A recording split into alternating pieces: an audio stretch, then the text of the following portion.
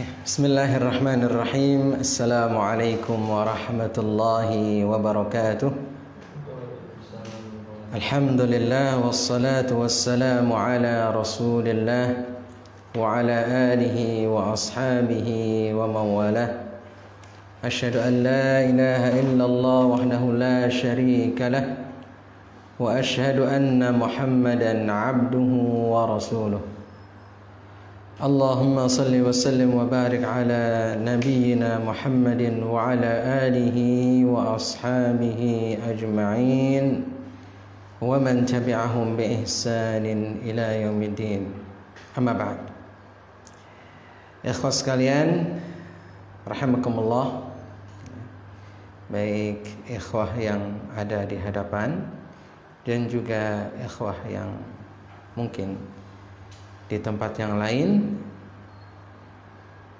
kita tidak boleh lupa untuk bersyukur kepada Allah Subhanahu wa taala atas nikmat dan karunia yang Allah Subhanahu wa taala anugerahkan kepada kita semua, terutama adalah nikmat kesempatan, nikmat waktu luang, di mana kesempatan dan waktu luang ini adalah nikmat yang istimewa yang tidak akan bisa kembali apabila sudah lewat. Jadi kita harus memanfaatkannya dengan semaksimal mungkin. Waktu, terutama adalah waktu di masa muda kita ini, kalau misalnya kita lewatkan, kita akan menyesal di waktu tua. Kenapa dahulu waktu muda tidak dimanfaatkan dengan semaksimal mungkin? Karena sudah menjadi sunnatullah bahwa badan kita ini semakin lama bukan semakin kuat. Semakin lama akan semakin lemah. Mungkin kita akan mencapai satu kematangan dan kekuatan yang luar biasa pada saat berumur sekitar mungkin 30 tahun sampai dengan 40 tahun ya. Nanti setelah 40 tahun ke sana itu sudah mulai melemah. Banyak hal-hal yang akan dirasakan ya.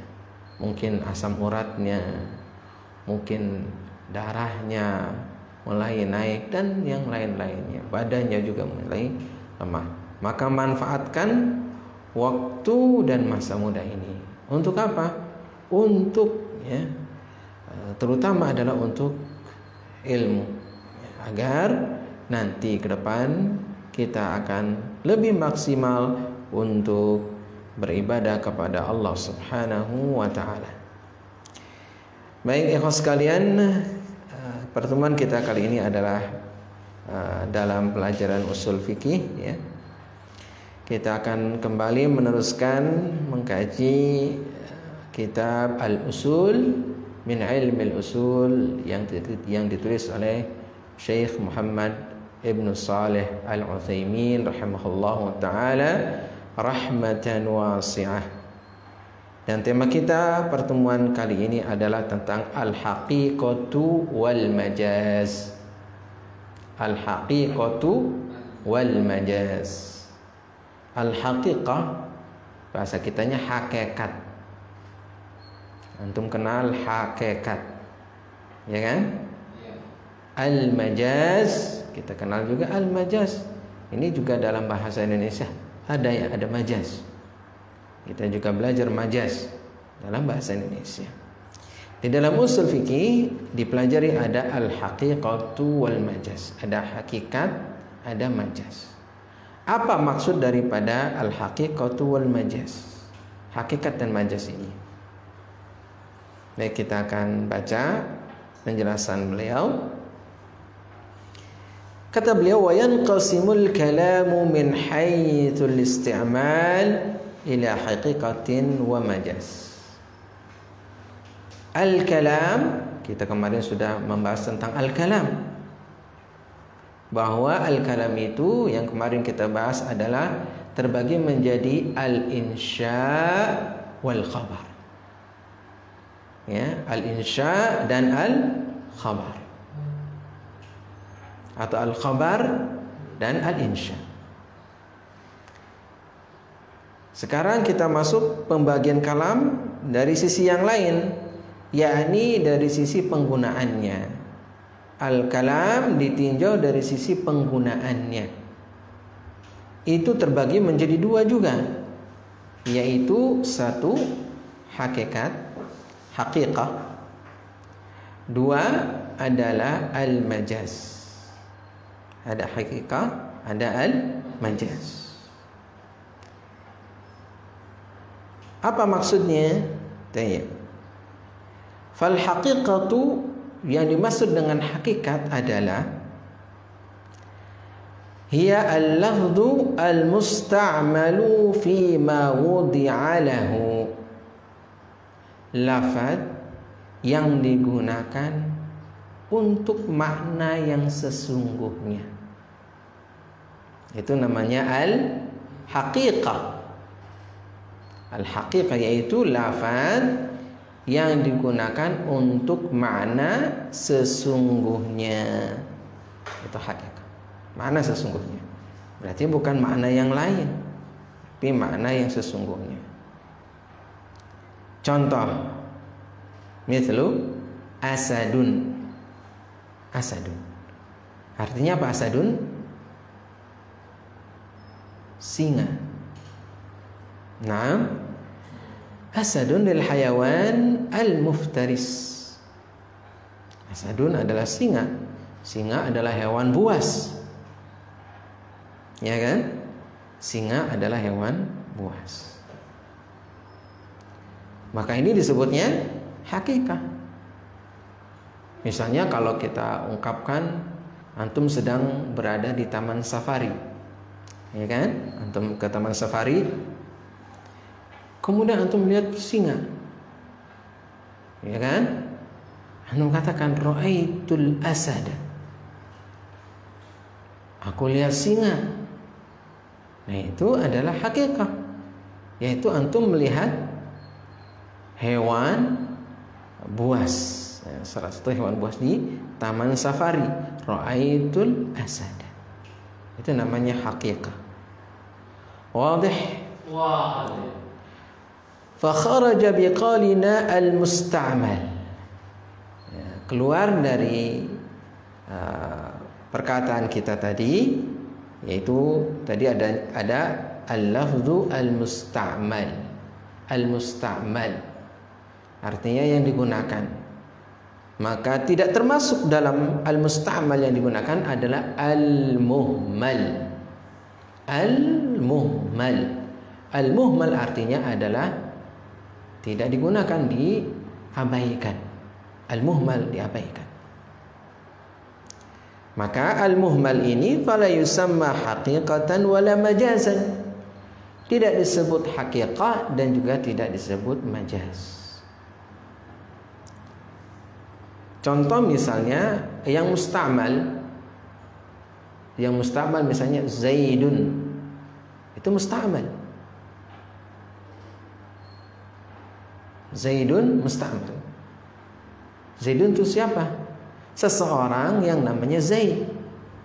Sahih? Sahih. Seseorang namanya Zaid, itu musta'mal. Kalau misalnya kita ganti, kita rubah menjadi Daizun.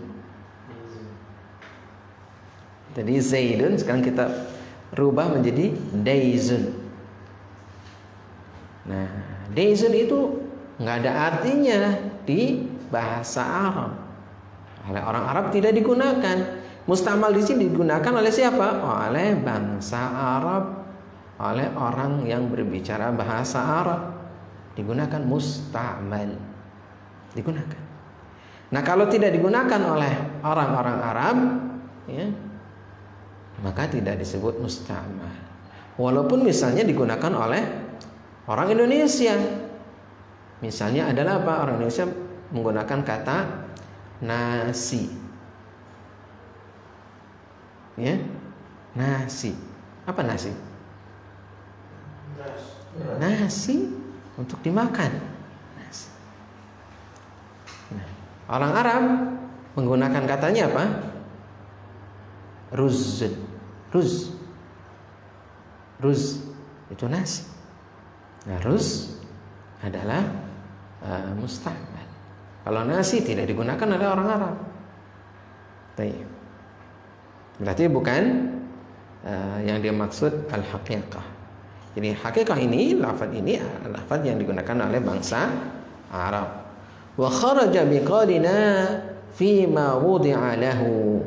Keluar dari apa yang menjadi pernyataan kita tadi, bahwa al-haqiqah adalah al-lafzu al-musta'malu fi ma wudi'a lahu. Fi ma wudi'a lahu, itu pada makna yang sesungguhnya, ya, pada apa yang diletakkan untuknya. Artinya makna yang sesungguhnya, ya. Nah, keluar dari pernyataan ini adalah al-majaz, karena al-majaz digunakan tidak untuk makna yang sesungguhnya, tapi untuk makna yang lain. Misalnya adalah ketika antum sholat Jumat,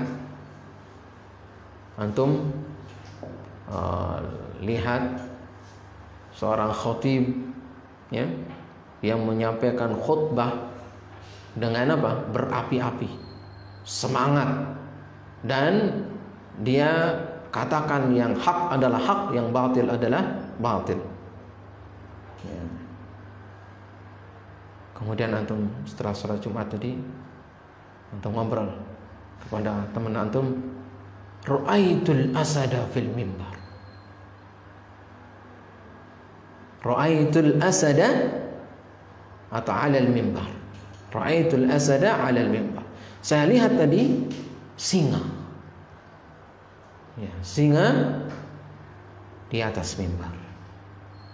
Singa di sini siapa? Manusia. Bukan binatang. Kenapa khatib tadi disebut singa? Karena dia itu adalah mempunyai semangat yang luar biasa, kemudian tegas kata-katanya, yang hak dikatakan hak, yang batil dikatakan batil, dia tidak takut kepada seorang pun. Nah, antum sebut singa.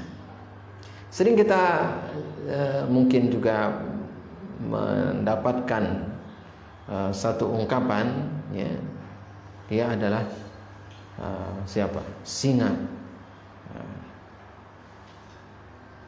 Singa itu artinya, ya, kalau arti sesungguhnya adalah binatang yang buas, singa yang ada di hutan, raja hutan, singa. Ya. Tapi bisa digunakan untuk yang lain, tapi tidak pada makna yang sesungguhnya. Itu disebut dengan al-majaz. Nah,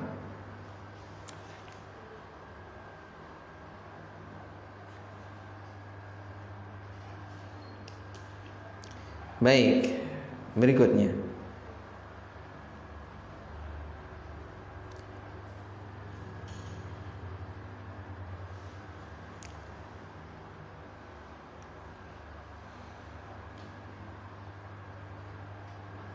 Fa kharaja biqaulina al-muhmal. Tadi kan, ya, afwan. Tadi sampai mana? Fa kharaja biqaulina al-musta'mal, sudahnya tadi. Baik.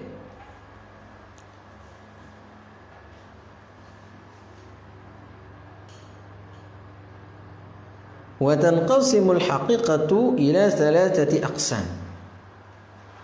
Sekarang hakikah itu terbagi menjadi 3. Ya. Al-haqiqatu terbagi menjadi 3. Laghawiyatin wa syar'iyyatin wa 'urfiyyah. Jadi al-haqiqah terbagi menjadi 3. Satu adalah lughawiyah. Jadi hakikah lughawiyah. Yang kedua syar'iyyah atau hakikah syar'iyyah. Yang ketiga adalah urfiyah. Haqiqah urfiyah. Ini yang ketiga. Jadi haqiqah ini terbagi menjadi tiga, lughawiyah, wasyar'iyyah, wa urfiyah. Fal-lughawiyah, adapun yang lughawiyah satu, ya, yang pertama, haqiqah lughawiyah. Maksudnya apa haqiqah lughawiyah itu?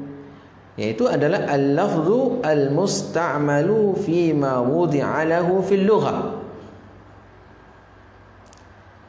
Yaitu lafaz yang digunakan untuk makna yang sesungguhnya di dalam bahasa. Ya. Jadi lafaz yang digunakan untuk makna yang sesungguhnya di dalam bahasa. Biasanya makna ini, ya, makna ini kita dapatkan di dalam kamus. Antum kalau mau cari makna satu kata, antum cari ke kamus. Misalnya antum cari ke kamus misalnya Al-Mu'jamul Wasit. Ya, Al-Mu'jamu Al-Wasit. Antum cari makna kata tersebut. Atau misalnya ke kalau mau kamus yang panjang Lisanul Arab, ya, atau kamus yang lainnya. Atau yang pendek Mukhtarus Sihah, antum cari di situ. Itu makna lughawiyah.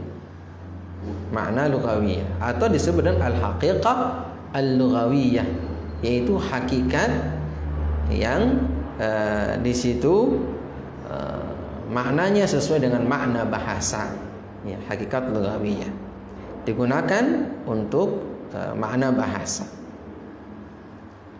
Fa kharaja biqaulina fil lughah, ya, keluar dari definisi yang kita sebutkan tadi fil lughah, yaitu al-haqiqah asy-syar'iyyah, hakikat syar'iyyah. Jadi kalau hakikat syar'iyyah itu bukan hakikat lughawiyah,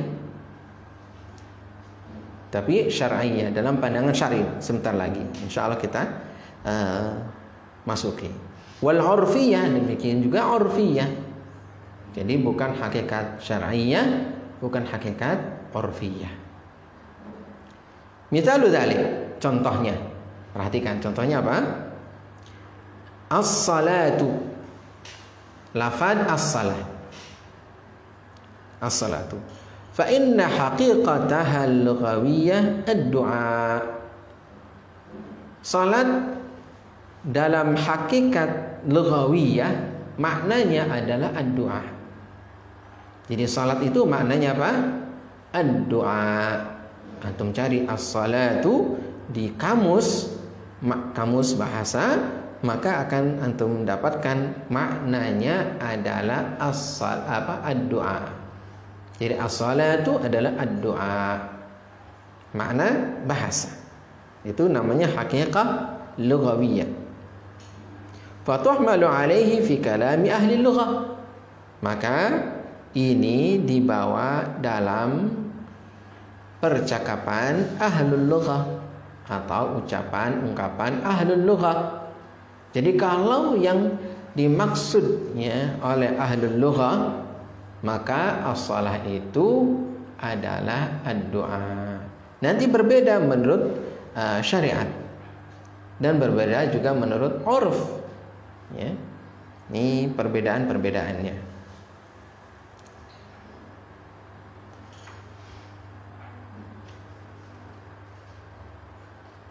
Tadi haqiqah lughawiyah.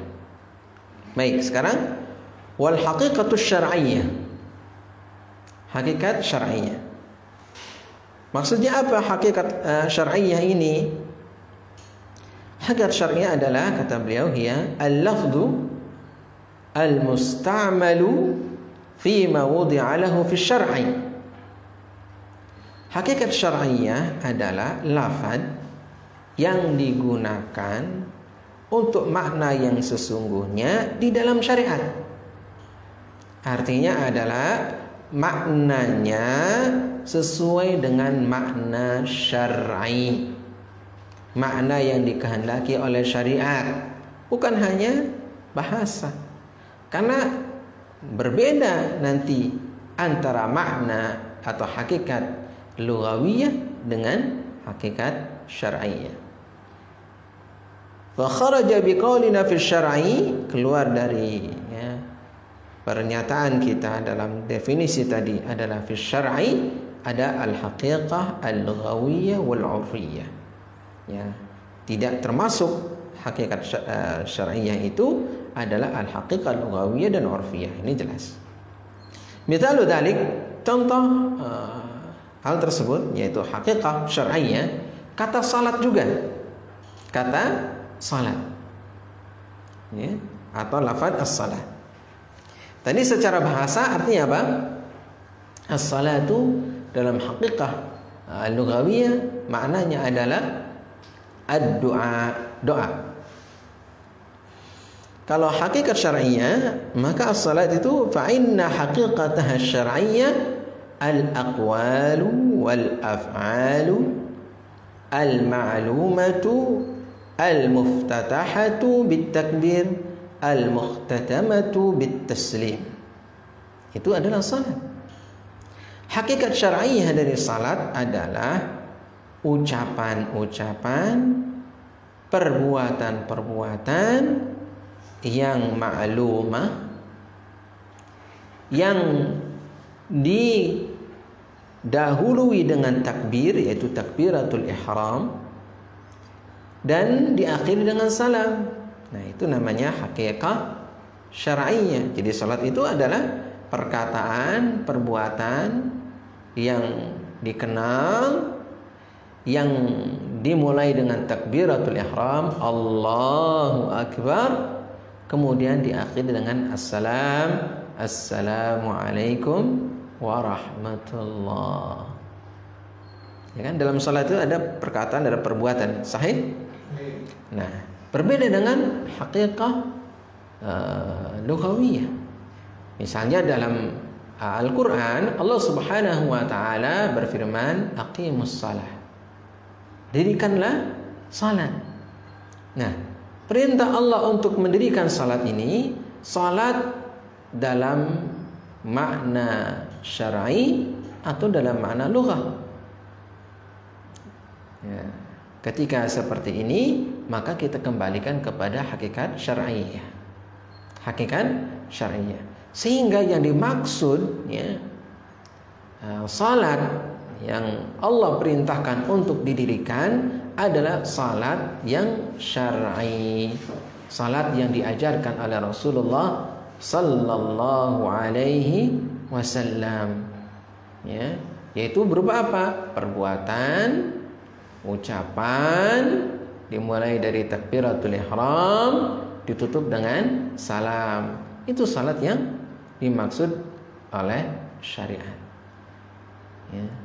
Ini diperkuat oleh apa yang dijelaskan oleh Rasulullah sallallahu alaihi wasallam, sallu kama raaitumuni usalli. Salatlah kalian seperti kalian melihat aku salat, seperti melihat Rasulullah sallallahu alaihi wasallam salat. Nah, ini disebut dengan hakikat syar'iyah.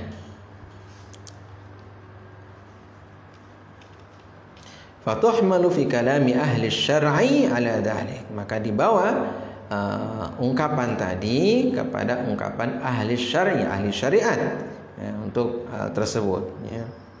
Yaitu makna daripada salat tadi, ya. Demikian juga dalam Al-Quran beberapa ayat banyak, ya. Kemudian juga dalam hadis-hadis Rasul sallallahu alaihi wasallam.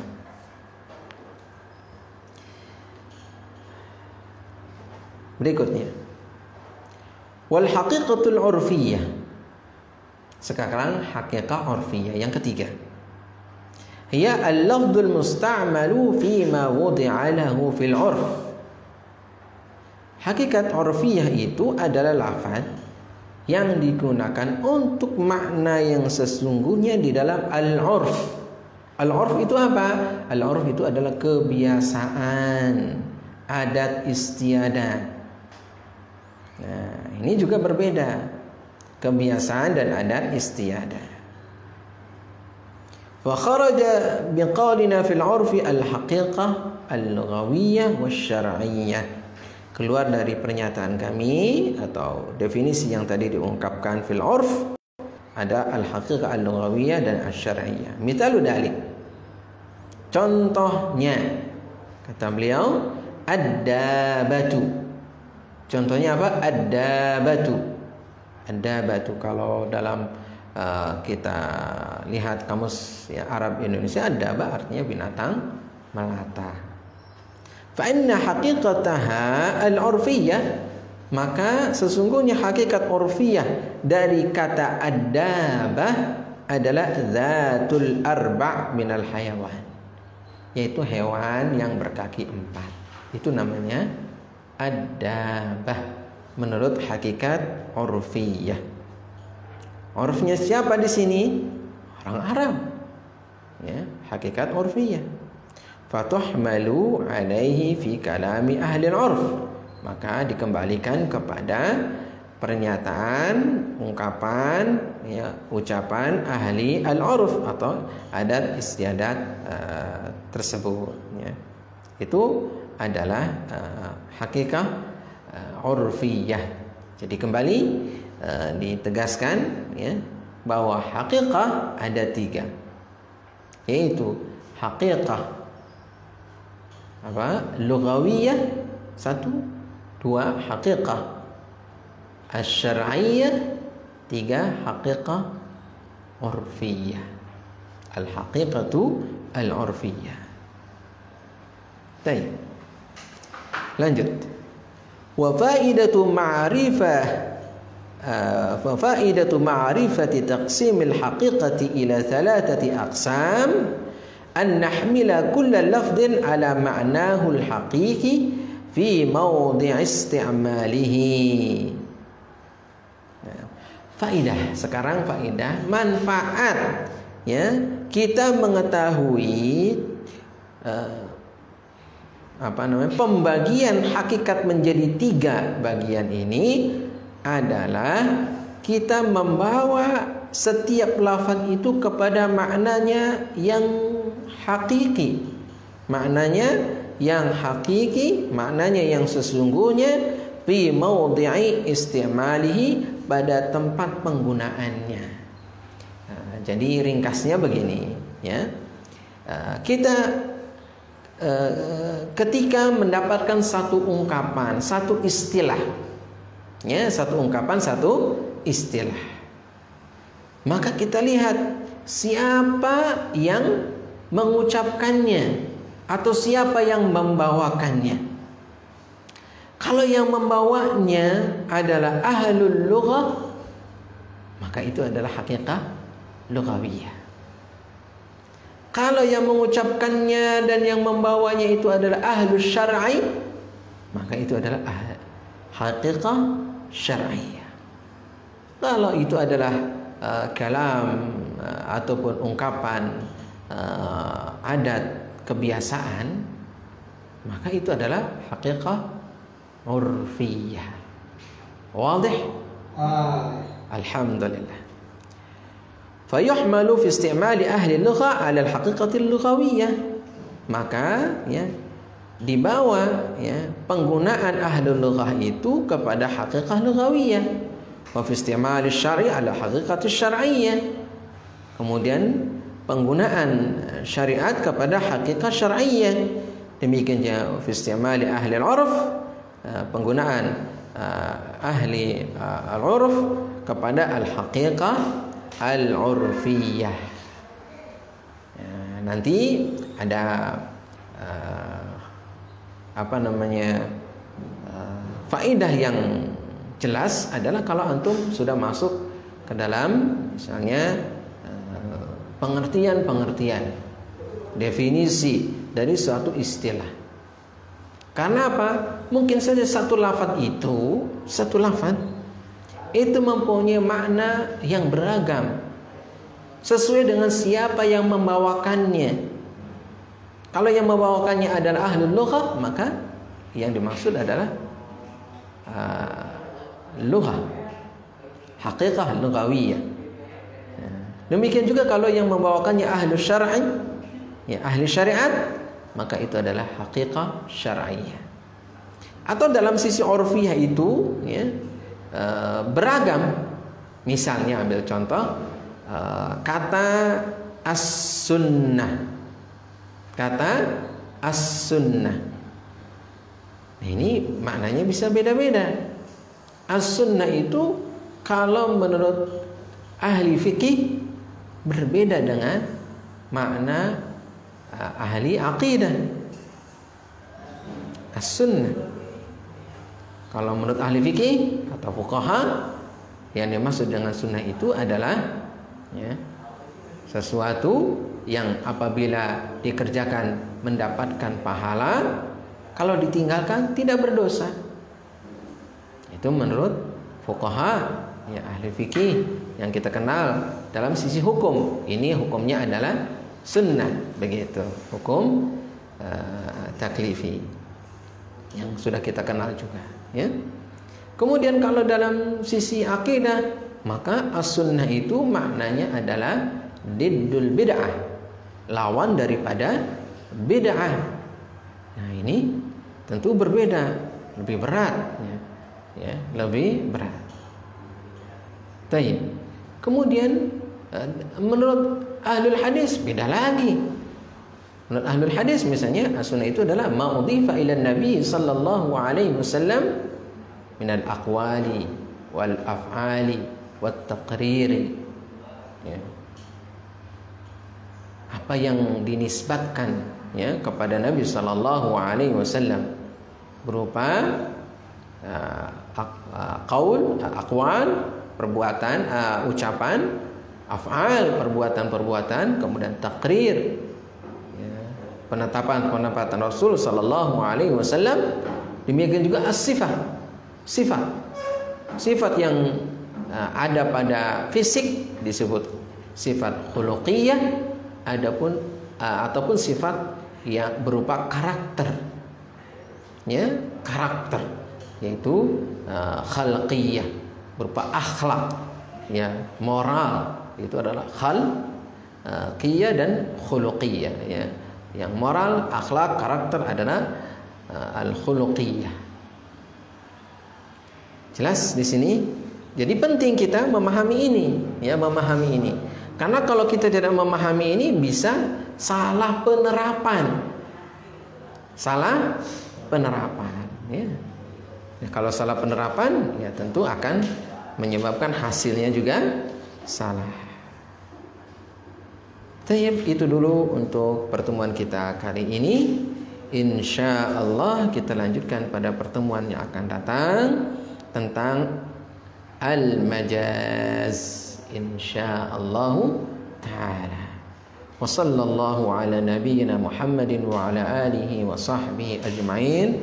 Subhanakallahumma wa bihamdika asyhadu an la ilaha illa anta astaghfiruka wa atubu ilaik.